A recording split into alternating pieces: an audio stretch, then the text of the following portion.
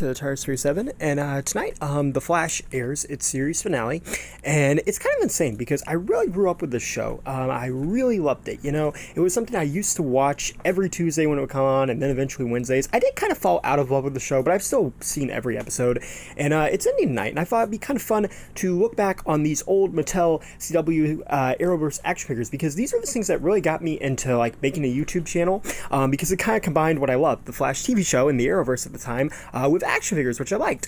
And I did do videos on these when I kind of got them all originally, but they weren't really in the best quality, so I thought it'd be kind of fun to take a look at them. Here we have the Flash, obviously, and he looks great. I think the details on the face on this one are really good, especially all throughout his suit. I like how it's a darker red, and it looks nice. You can really see where they've captured the letter look well. And again, the likeness I think is very good to Grant Gustin for a $20 action figure. And then here we have probably my favorite, the Reverse Flash. I love the red and the little white on the eyes there. It just looks amazing. Reverse Flash is one of my favorite characters in the Arrowverse, and just having him in action figure form is really cool. I do feel they made him way too yellow, but overall it's cool. And he actually does have the Reverse Flash ring, and I remember when that aired, and like I think it was Rogue Air, it was like the last episode before Fast Enough, and we all saw it, and we were like, oh my goodness, they're bringing in the Flash ring. It was just so cool to see that. And you know, that's what I love about the Arrowverse. They really tried to incorporate the classic look of these characters from the comics. They really tried to actually bring us comic books to life, even though it didn't always work out. I thought it was cool. Now here we have the Earth 2 Flash, this Hunter Zolomon when he was pretending to be Jay Garrick.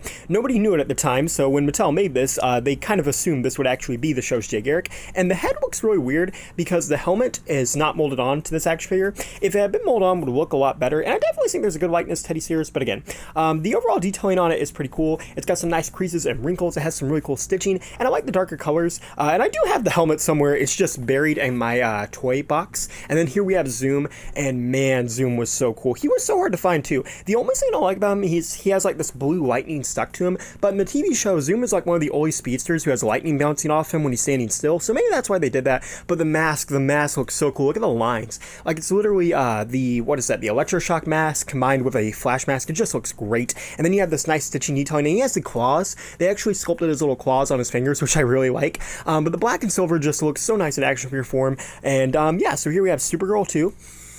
Now, I always liked the Supergirl action figure. I thought they did a pretty good job with it.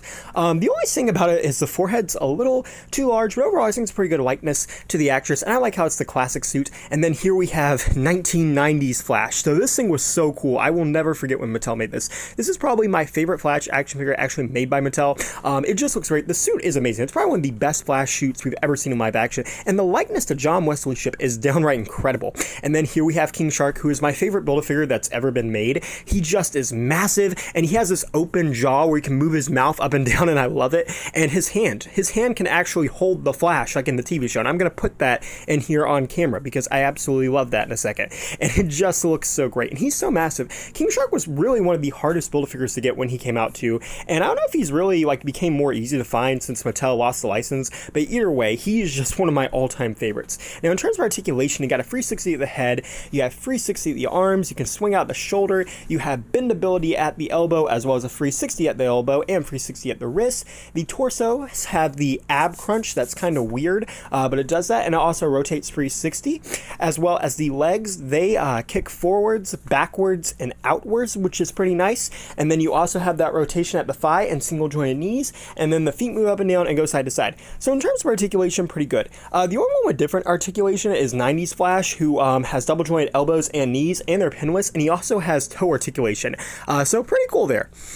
Now, they also made Arrow and Atom and Hawkman and Black Lightning and Martian Manhunter, which I also own, but they're buried in a toy box somewhere. This has been a fun little video to make before the Flash ends, and like I said, this really kind of like united my two loves. I loved the Arrowverse when these were coming out, and then I loved action figures, and I was like, okay, well, hey, I'll review these. And because I didn't really do much videos at first. I did news videos and stuff, but because of stuff like this, I started reviewing more. I really credit the DC Multiverse line, not just the Arrowverse, but the entire DC Multiverse line by Mattel as the reason I started making videos, because I just kept reviewing the stuff that I liked.